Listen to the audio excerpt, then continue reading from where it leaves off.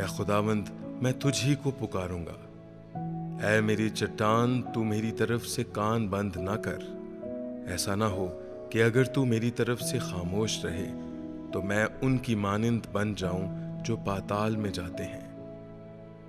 جب میں تجھ سے فریاد کروں اور اپنے ہاتھ تیری مقدس ہیکل کی طرف اٹھاؤں تو میری منت کی آواز کو سن لے۔ مجھے ان شریروں اور بد کرداروں کے ساتھ گھسیٹ نہ لے جا جو اپنے ہمسایوں سے صلح کی باتیں کرتے ہیں مگر ان کے دلوں میں بدی ہے۔ ان کے افعال و اعمال کی برائی کے موافق ان کو بدلہ دے۔ ان کے ہاتھوں کے کاموں کے مطابق ان سے سلوک کر۔ ان کے کیے کا عوض ان کو دے۔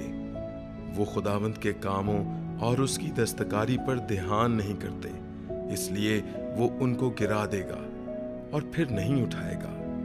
خداوند مبارک ہو، اس لیے کہ اس نے میری منت کی آواز سن لی۔